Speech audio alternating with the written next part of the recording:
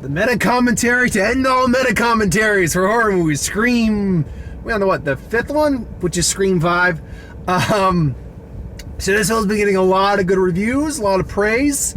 I am not a particularly strong fan of the series, not even the first one. I'm not really a big fan of most of the series, but this is a good movie. I had a good time with it.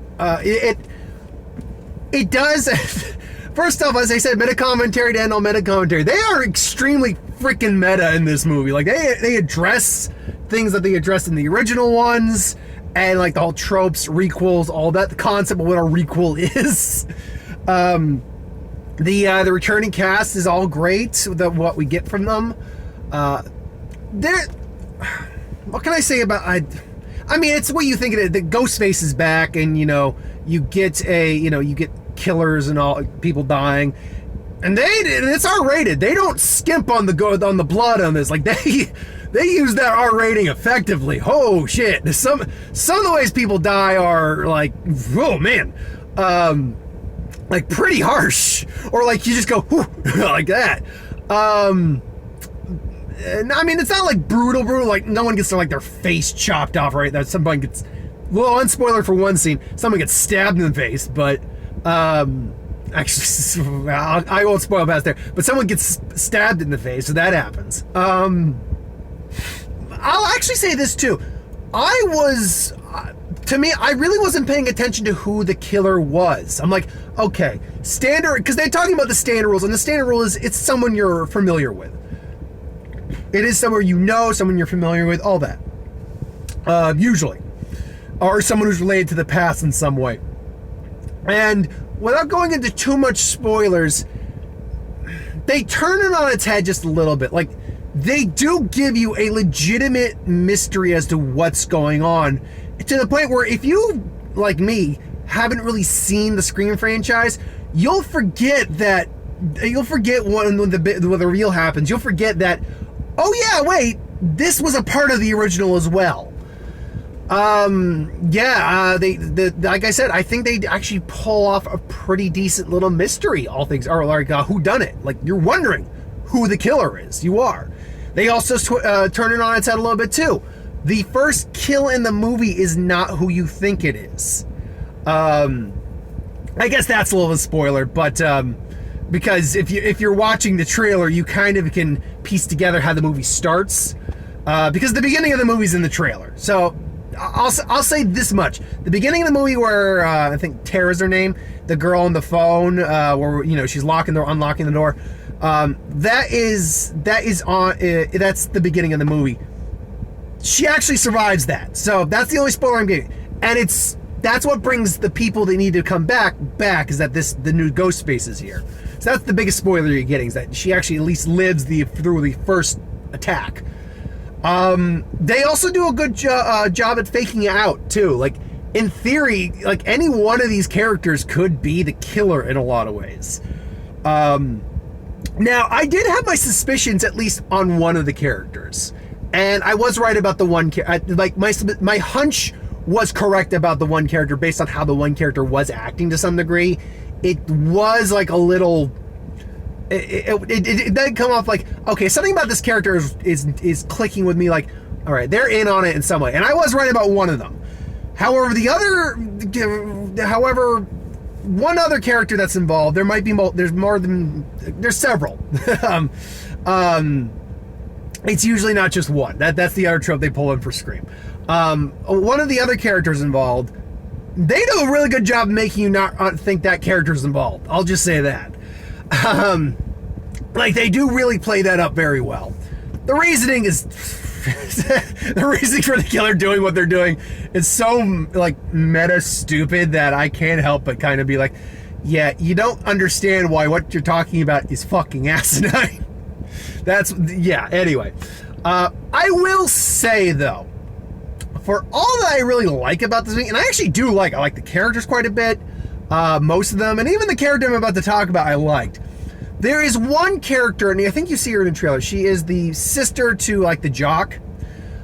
She is basically the know-it-all of everything. I'm like, in the very beginning when she starts talking, I'm like, what the what the hell is wrong with you? Like, she's just casually saying, oh yeah, she's not dead. She's gonna come probably gut her right now. Oh, my brother's gone. Is he dead or whatever?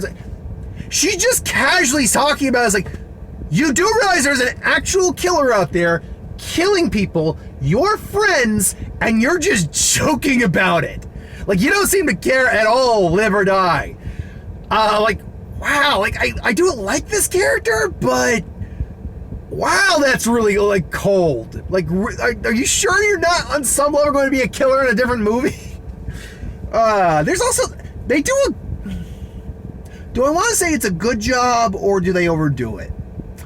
They will build up to jump scares that don't happen. Like, they use the jump scare, because that's what Scream used very well, from what I remember. They will use the jump scare a lot more effectively in this one than they did in a lot of the previous ones. And they will build to a jump scare very slowly or very quickly. Their method of doing a jump scare is very unique in this one. I will say there are a couple scenes where they do so many fake outs. You're like wondering, like, okay, is it gonna happen at all? Is it gonna? Oh, there it is. Okay. Like it does. I wouldn't say I was annoyed, but I was like, roll along now. I'm moving right along. Come on. Come on. Yeah. But no, all the actors, all the returning actors, Neve Campbell, Courtney Cox. Oh, God. Is it Will Forte? Is that his name? Guy who plays Dewey? They're all. I particularly like. I think we all have a soft spot for Dewey at this point. A very big soft spot for Dewey. So, you know, and look, I've never been, as he puts it, I've been stabbed 9 times. I've got nerve damage, and I've got a weak limp here that's not going anywhere. Well, I've never been that badly messed up in my life. I'm very much relating to Dewey. Oh, God. And him and Courtney Cox get a nice scene. We hear a little bit of what happened with their relationship, and they get a nice scene together. Like, the acting is an Oscar caliber. I mean, there's a reason this isn't released in January. It's not getting any awards consideration. Doesn't need to either. So it's good. And the new leads, I guess you can only get one. I don't remember the actress's name. You only get one real final girl, like, who's the kind of the true lead. But her sister's kind of a co-lead as well, because she's the victim in the beginning. And they're really good too. I dug them as leads, as our characters we follow. They were interesting. I bought the emotion between them, absolutely.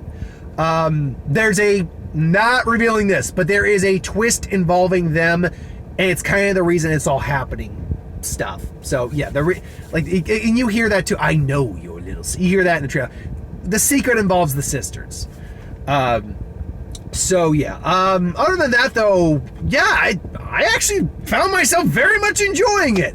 I wouldn't say I'd go out to see it again, but I don't regret seeing it. I had a good time. Yeah, I had a good time. So I recommend it. If you're a fan of the original, or any of the franchise, you'll probably like this one, especially if you're a fan of the original. If you're not, honestly, you might still like it. As long as you like a decent horror movie, as long as it's done right. And there's a decent amount of humor in it too. Like, it's got that nice blend. Like, when it gets graphic, it gets graphic. When it gets, actually has some scares, it has some legitimate scares.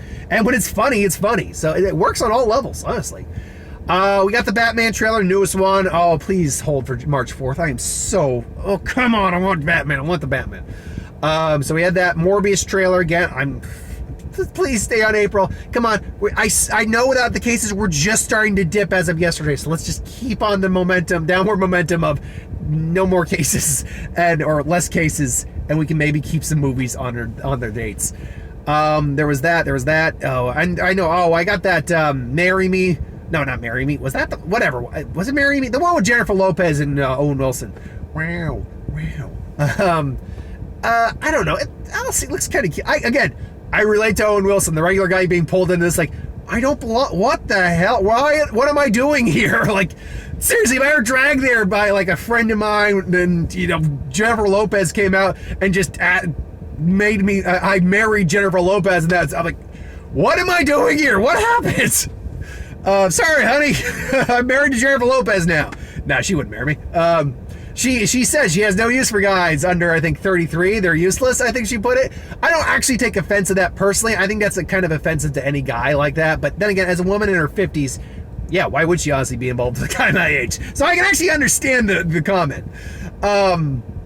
Then there was that other one. Oh, crap. I can't remember the name of it, but it's the one with Sandra Bullock, Channing Tatum, Brad Pitt's in there. Well, she's the writer, and Daniel Radcliffe kidnaps her to find this lost city that may actually exist.